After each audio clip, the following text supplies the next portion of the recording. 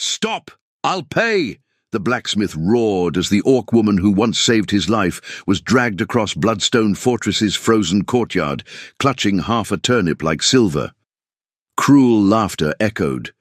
A stone flew, but a forge-scarred hand caught it cold.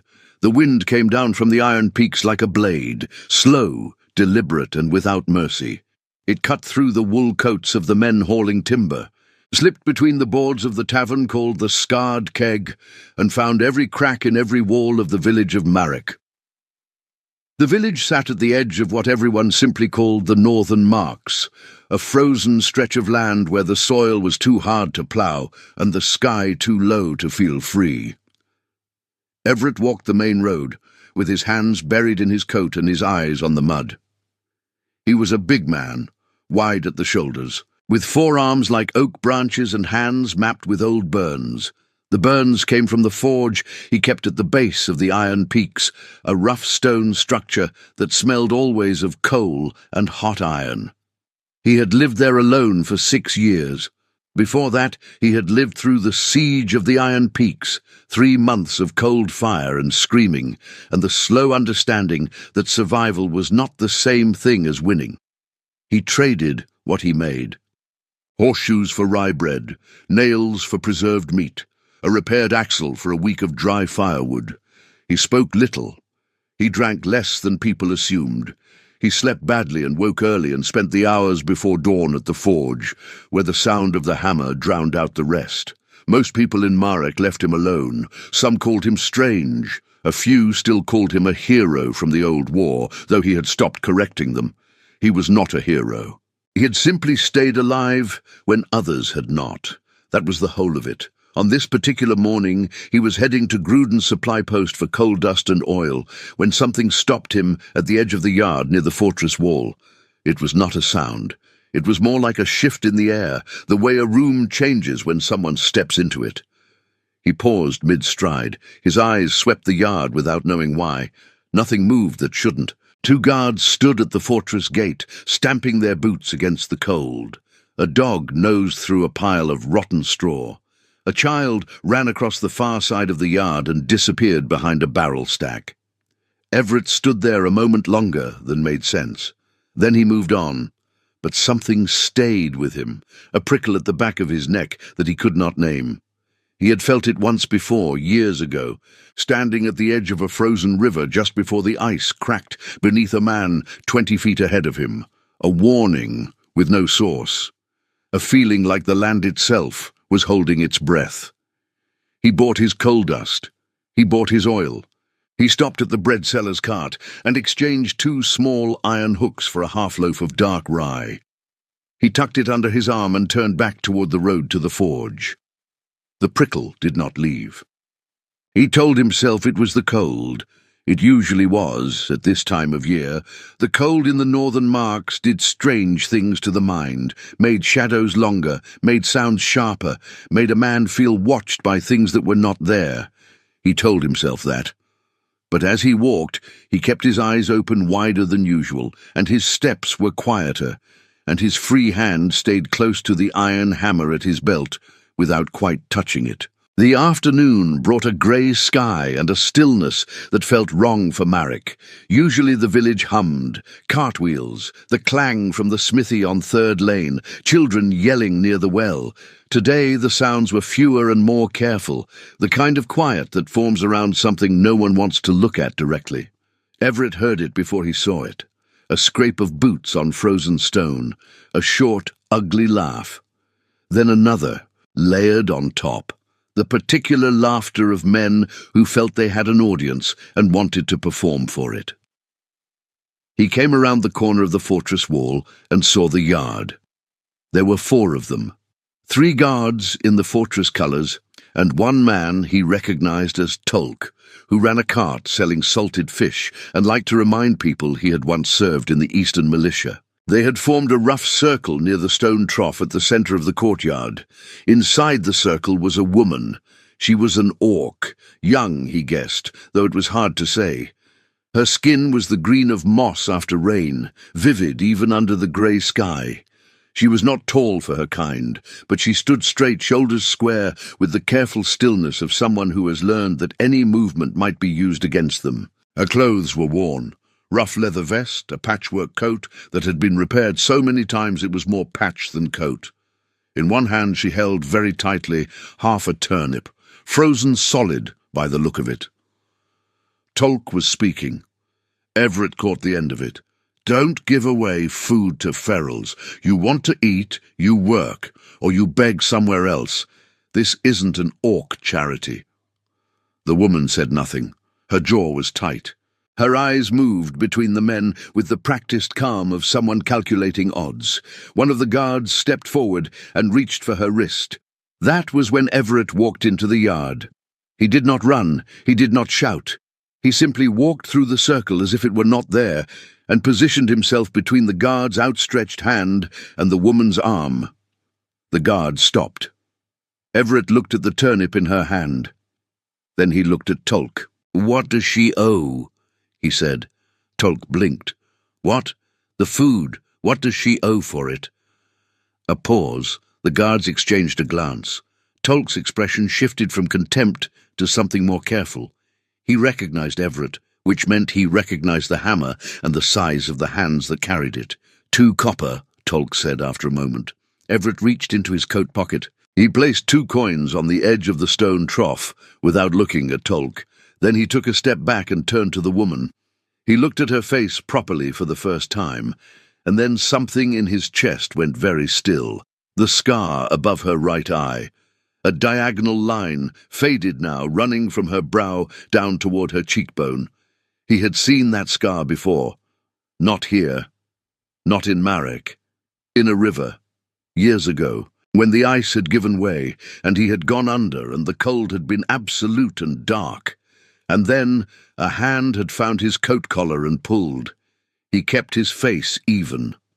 "Come on," he said quietly, and turned toward the road. After a moment she followed. They walked in silence for a 1/4 mile before either spoke. The road climbed slowly away from Marek, winding between boulder outcroppings and dead brush, heading toward the base of the Iron Peaks. The wind was sharper here, coming in steady gusts that pressed against them like a hand.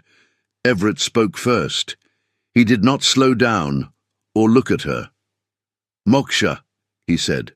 She stopped. He stopped too, a few paces ahead, and turned. She was looking at him with an expression that was not quite recognition and not quite alarm, something between the two. "I don't know your name," she said. Her voice was lower than he expected and careful, the way a person speaks in a language they know well but have not used recently. "Everett, you pulled me out of the Tescan River 8 years ago, early spring. The ice had just gotten soft and I went through it." He paused. "I never found you after." A long moment passed. The wind filled the silence. "You were heavier than you looked," she said. Something moved in Everett's face that was almost a smile. "That's what they tell me." They started walking again. After a while she said, "I did not come here looking for anything from you. I know. I don't want charity. I know that too." She held the turnip against her side. It was still half frozen. He considered saying something about it and decided against it. The forge came into view as they crested a low ridge. A squat, dark building of stacked stone with a chimney stack that always ran a thin thread of smoke, even when no fire was burning, because the walls had absorbed so much heat over the years that they gave it back slowly. A small shed leaned against the left wall. A woodpile secured under oilskin ran along the right. Everett opened the door and stepped inside without ceremony. She stopped in the doorway. The forge was one large room. On the left, the furnace and workbench and the ranked tools, all of them hung or laid with the precision of a man who spent a great deal of time alone and had organized his silence. On the right, a sleeping area. A cot with a heavy blanket, a small table with a candle stub, and a clay mug. Near the furnace, close enough to feel the warmth without being in the way, A second cot that he used for storing scrap until about 3 minutes ago, when he had pulled the metal off it and stacked it in the corner. He gestured to it. "You can stay until the weather breaks." Moksha looked at the cot. She looked at the door. She looked at him. "I'll work," she said. "Fine. Not for the roof. I'll work because it's fair." "Also fine." She stepped inside. He handed her his spare coat, heavy wool, worn at the elbows, smelling of smoke, and she put it on without a word. It was too wide at the shoulders and too long in the arms, and she pulled the sleeves back and moved to stand near the furnace, warming her hands, watching the fire with her green eyes steady and calm. Everett went back to the bench and picked up the piece he had been working on that morning, a hinge fitting for the mill at the north end of Marrick. He did not look at her again for a long time, but the prickle at the back of his neck, the one that had been there all morning, was gone. She slept deeply that first night, which told him more than she probably meant it to. A person does not sleep like that unless they have been running for a while. He woke before dawn as usual and stoked the furnace and started on the day's work. When she woke, she sat up and looked around the room with the immediate alertness of someone who never fully lets their guard down. And then, just as quickly, something settled in her expression. She got up and found the polishing cloth he kept on the second hook by the window. Without asking, she began working on the row of tools waiting to be cleaned, drawer knives and chisels and a set of punches he had been putting off for 2 weeks. She did it with the steady, methodical rhythm of someone who has polished tools before, using the right pressure, turning the cloth correctly at the curves. "You've done this before," he said. "My father kept tools." She turned a chisel over in the light. He said a blunt tool is a lazy man's prayer. Everett thought about that. Smart man. He was. He was also dead by the time I was 15. She said it without bitterness, which was its own kind of sadness. The war reached our clan's summer grounds. The humans were not interested in asking permission. Everett set down his hammer. He had been shaping a bracket for the mill wheel. Small work, repetitive, the kind that lets the mind wander if you let it. "Which clan?" he said, though he was not sure he wanted the answer. "Gara de Jade Feroz," she said, the old Orc name for the Jade Fang clan, who had ranged the high passes between the Iron Peaks and the Grey Ridge. He had heard the name in the war. He had heard what happened to them. He picked up his hammer again. He said nothing. After a moment she said, "You were there." It was not a question. "I was a scout," he said. "I didn't make the orders. No one ever does." The forge was quiet, except for the fire and the slow scrape of cloth on metal.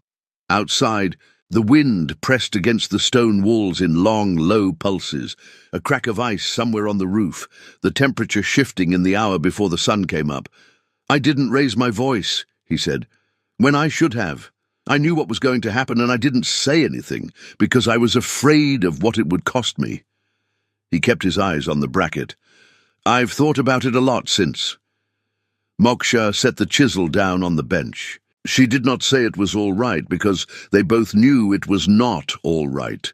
She did not say she forgave him because forgiveness was not a thing she could give on behalf of the dead. She said, "Then think about it less and do more." He looked at her. The furnace light moved across her face, the scar above her eye, the steady green of her gaze. "Yeah," he said after a moment. "That's probably right." She picked up the next chisel and kept working. 3 days passed quietly. Moksha worked mornings on the tools and afternoons helping him at the furnace when the jobs required a second pair of hands, holding rod while he hammered, working the bellows to the rhythm he set, handing things across without being asked twice.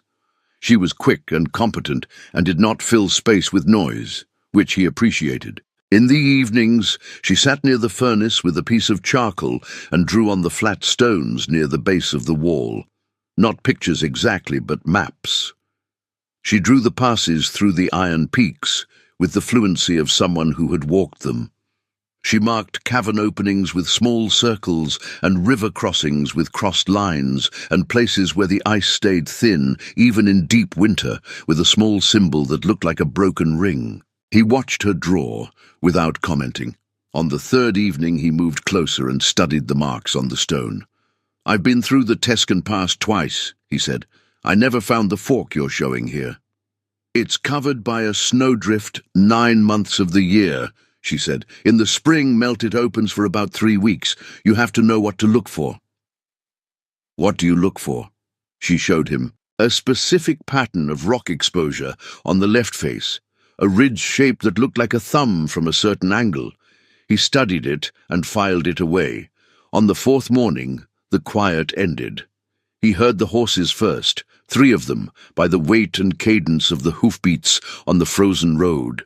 Military horses, not work animals. He knew the difference. He set down his tongs and moved to the window. Captain Drakmar rode at the front. Everett knew him by the red leather across his breastplate and the particular way he sat a horse, as if the animal owed him something. 2 armed soldiers flanked him. All 3 stopped in front of the forge. Moksha did not ask what was happening. She had already moved to the far wall, and her hand had gone to the bone-handled knife at her hip. Everett opened the door before they knocked. "Drakmar," he said. "Blacksmith." The captain looked past him into the forge without subtlety. "Word is, you're keeping an orc on your property. Word gets around fast in Marek. It's a small village." Drakmar's horse shifted under him. "The lords are paying well for certain orc fugitives. There's a woman matching a particular description, was seen causing a disturbance at the Tescan market 3 weeks back, stole food, attacked a guardsman." "That right," said Everett. "Man who turns her in walks away with 12 gold. Man who hides her walks away with considerably less." The captain let that settle. "You understand the difference?" Everett looked at him steadily. "I understand math fine." Drakmar looked at him for a long moment, then he spat into the snow beside the step. "Smart man would keep that in mind," he said, and turned his horse around. Everett watched them ride back down the road until they disappeared around the first bend. Then he went back inside and closed the door. Moksha was standing in the center of the room. Her knife was still in her hand. "I need to tell you something," she said. "Tonight," he said. "Tell me tonight. Right now we have work to finish." She looked at him. Then she put the knife away and picked up the tongs. That night, the wind dropped and the cold became absolute, the kind that silences everything, that turns the world outside to a held breath. They sat on either side of the furnace with clay mugs of hot broth made from dried meat and root vegetables, and Moksha told him what she had not yet said. She had not stolen food. She had taken a turnip from a market stall after the seller refused to accept her labor as payment and told her to leave. And when a guard had grabbed her arm, she had broken his grip by reflex, which the guard had then described to his captain as an assault. There was also this: she was not traveling alone. Or she had not been when she started. 3 members of her clan had come down from the high passes with her. 2 men, 1 woman looking for winter trade, which orcs of the high ranges sometimes did cautiously in years when the mountain food was scarce. 2 of them had been arrested at the Tescan market. The third, a young man named Drak, 17 years old, Jade Fang, born like her, who had grown up in the same high passes her father once mapped, had run, and she did not know where he was. She said all of this without asking for anything. She stated it the way someone lays out a map. "Here is the territory. Here is what I know of it." Everett listened. He turned his mug in his hands. "The 2 who were arrested," he said. "What happens to them?" "At best, labor on the fortress walls. At worst—" She did not finish the sentence. She did not need to. He was quiet for a moment. "And Drak. He knows these mountains better than I do. He's probably already above the tree line." She paused. "If he's alive, he'll look for clan. There's no clan left down here, and so he'll go up, and he'll wait." Outside, a sound, brief, ambiguous. Both of them went still at the same time. Everett's hand moved to the hammer on the bench beside him. Moksha was already on her feet, her body angled toward the door with the calm focus of someone who had navigated danger before and had learned not to panic at it. A long moment passed. Then, the scrape of small hooves on frozen ground and the low grumble of a mountain goat working its way along the ridge above the forge. They both exhaled. Moksha sat back down. She pulled her coat tighter and looked at the fire. "Drakmar will come back," she said. "Not tonight. He'll want more men and a clear trail. We have 2 days, maybe 3.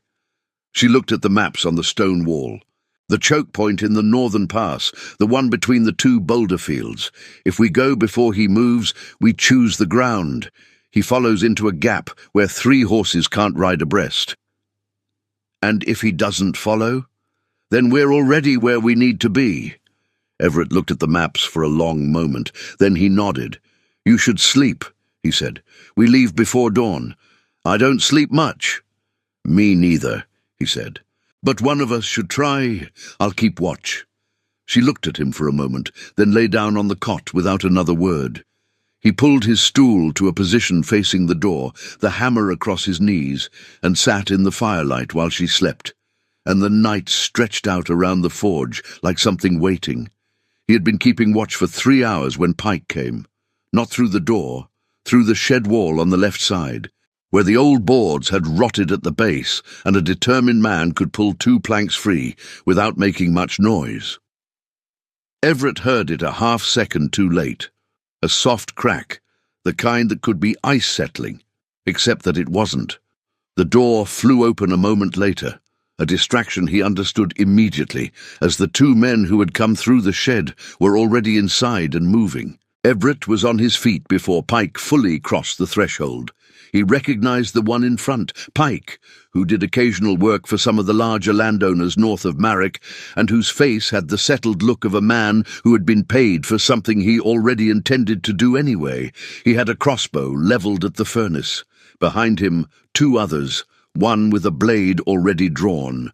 "Hero of the orcs," Pike said, not loudly, almost conversationally. "Always figured you'd gone soft." The bolt hit the wall 2 feet to Everett's right. He was already moving, sideways, not back, and got behind the heavy workbench before Pike could reload. The bench was thick oak and iron-banded. He heard the second man's boots hit the floor. Moksha came out of the dark corner of the room like a change in weather. She crossed the space between her and the second man in 4 strides, used his own momentum against him, and put him on the floor with a technique Everett had never seen before. Some combination of leverage and sudden weight that made the larger man drop like something turned off. She had his knife before he landed. The third man swung wide. She slipped under his arm. A sharp crack. He staggered back into the wall and slid down it.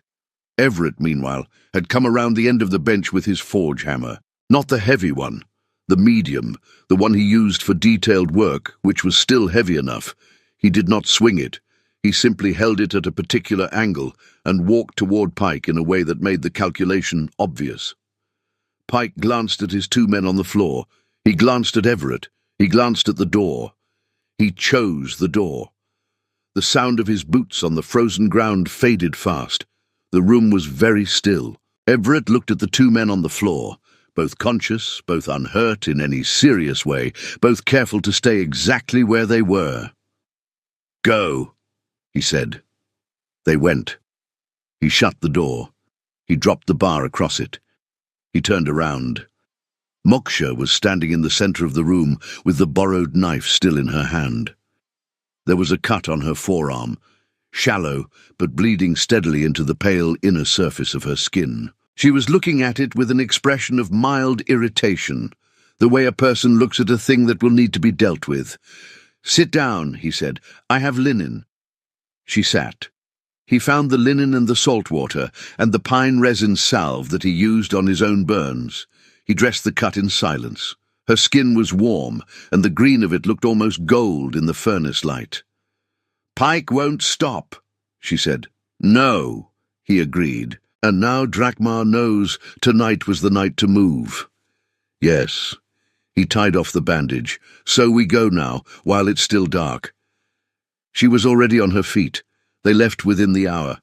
He packed with the efficiency of someone who had broken camp quickly before, hardtack, dried meat, a full skin of water, his tools wrapped in oilskin, the forge hammer at his belt. He banked the furnace carefully, out of habit, even though he understood he might not come back. Some habits run deeper than reason. Moksha took only what she had arrived with, plus the spare coat, which she had not offered to return, and which he had not asked for. She rolled the maps from the stone floor into a piece of oilskin and tucked them into her pack. They took the horses. He had two, a large grey for himself and a smaller roan he used for carrying material, and went north and west, away from Marek, using the first of the passes she had shown him on the stone wall. Moksha set the pace and chose the route without hesitation. She had already planned this. The choke point was not a last resort. It was always part of the plan. The pass opened just as she had described it, a gap in the rock face, invisible until you were within 10 feet of it, wide enough for a horse if the rider lay along the animal's neck.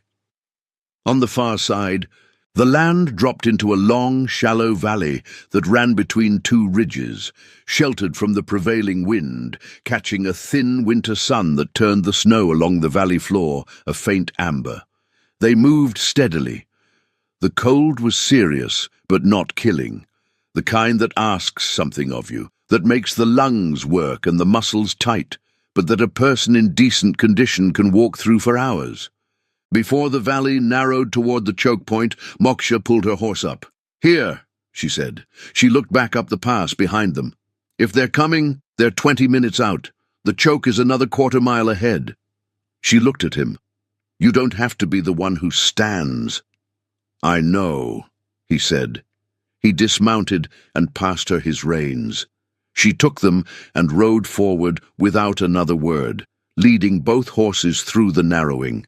He walked back to the boulders and chose his ground, a narrow shelf where the rock face jutted out above the trail, forcing riders to slow and angle. He pulled the forge hammer from his belt and waited. Drakmar came through the gap at a canter, which told Everett the captain had not scouted it. He was already pulling up when Everett stepped out from the rock. The horse shied hard. Drakmar stayed in the saddle. He was a good horseman, but the two soldiers behind him collided in the narrow pass, and one of them went down. Drakmar drew his sword. Everett did not move. He stood with the hammer loose at his side, blocking the trail, and looked up at the captain with the calm of a man who has already calculated the cost of this and decided he can afford it. "This ends here," Everett said. "You ride back to Marek and tell the lords whatever story keeps your rank. I'll make it easy. Say you lost the trail. Say the mountain took them. No one follows us past this point." "You're threatening a captain of the Northern Marks," Drakmar said. "I'm offering you a way home," Everett said. "The other option costs both of us more than she's worth to your lords." A long moment. The downed soldier was getting to his feet. The horses breathed hard in the cold air. Above them, the ridge was white and indifferent. Drakmar sheathed his sword. He looked at Everett for a long count of 3. Then he turned his horse. "This valley doesn't exist," the captain said without looking back, "as far as Marek is concerned." He rode back through the choke point. His men followed. The sound of hooves faded until there was only the wind. Everett stood in the trail until he was certain they were gone. Then he walked through to the other side, where Moksha was waiting with the horses already, still and calm beside her. She said nothing, but she looked at him the way a person looks when a debt is fully settled, not with gratitude exactly, but with the particular respect of someone who understands what a thing cost. They rode on into the valley. They built slowly, through the tail end of winter and into the first weeks of the thaw. The forge came first, stone walls, low and thick, fitted without mortar, using a technique Moksha knew from high mountain clan building, the stones locked by their own weight. He built the furnace himself, shaping the firebrick with care, getting it right on the 3rd try. She cut and shaped the timber for the roof. By the time the last snow came, one final storm, brief and wet, they had a roof to be under. Then the garden. The soil at the valley floor was better than it looked, fine-grained, dark, mineral-rich from the thermal water moving beneath it. He had brought seed potatoes and onion sets and a paper envelope of turnip seed, which she noted with a look he chose not to respond to. She showed him an orc method for pre-warming planting rows, using flat stones heated at the forge, a technique that bought a few extra weeks at altitude. They planted in silence and occasional argument, and both were satisfied with the result. It was on one of those planting mornings, 3 weeks into the thaw, that Moksha stopped working and stood very still. Everett looked up from the row he was turning. She was facing the eastern ridge, shading her eyes. A figure was picking its way down the slope, young, thin, moving carefully over the loose scree in a way that showed exhaustion but not injury. Even at that distance, the green of the skin was unmistakable. Moksha set down her tools and walked. Then she was running, not the measured, controlled movement Everett had come to know, but something else entirely, something unguarded and urgent and fully human in its want. She caught the young man at the foot of the slope, and the two of them stood there for a long moment, her hands gripping his arms, checking him the way a person checks something they feared was broken. Drac was alive. Thinner than he should have been, with a bad cut above one ear that had healed crookedly, and boots held together in one place with a strip of bark. But alive. He brought news too, delivered in the flat tone of someone who has carried a thing long enough that the weight of it has gone numb. The 2 clan members arrested at the Tescan market had been put to work on the fortress walls, as Moksha had feared. But 3 weeks after their arrest, a sympathetic garrison guard, a young man from the eastern settlements who had grown up trading with orc clans, had left a side gate unlatched on a night when the watch changed late. Both of them had walked out. They were somewhere in the high passes now, following the same rumors that had brought Drac down into the valley. Moksha received this without visible expression, but Everett saw her shoulders drop a fraction, the way a person breathes out after holding it too long. As for Pike, Drac had heard talk of him in the passes, the kind of scattered word that travels between traders and scouts. Pike had gone east after the night at the forge, looking for easier work in a place where his name meant less. He had not come back. Some men, Drac said, understood when a thing was finished. Everett watched from the garden. When Moksha finally looked toward him, he raised one hand, a small gesture acknowledgement, and went back to turning the soil. Some moments belong entirely to the people in them. Later, Drac stood at the forge entrance with the wariness of a young man who has learned to read rooms fast. He looked at the furnace, the tools, the organized workbench. "You built this?" he said. "We built it," Everett said. "You can help with the next one." That was the whole of the introduction. By spring, word had travelled the way it does in remote country, slowly, accurately, person by person. 2 families arrived from the east, human, having left Marek after a dispute with the garrison. Then a small group of young orcs, from the scattered remnants of the High Pass clans, following rumours of a valley where the ground ran warm, and the forge fire never went cold. Everett put Drac to work at the forge almost immediately. The boy had quick hands and was willing to learn, and only made the same mistake twice, which was more than Everett had hoped for. They did not call the valley anything formal for a long time. It was simply the valley. Then one of the human children, the oldest daughter of the second family, a serious girl of about 8, asked Everett what the place was called, and he did not have an answer, so she announced that it was called Peace Valley, and that seemed to settle it. On a warm evening in early summer, he and Moksha sat outside on the flat rock that served as the forge's front step and watched the last of the sun move down behind the western ridge. The valley was quiet, except for the sound of water in the stream below and the distant voices of people finishing the day's work. She had the small bone flute in her hands, the one that had belonged to his brother, turning it over in her fingers. "You never told me his name," she said. Tomas, he said. She lifted the flute and played a short phrase, something low and wandering that he had not heard before. Not a song from either of their traditions. Something in between. He listened until she finished. The sound went out into the warm air, and the valley held it for a moment before the evening breeze carried it away. He thought about the life he had lived before this.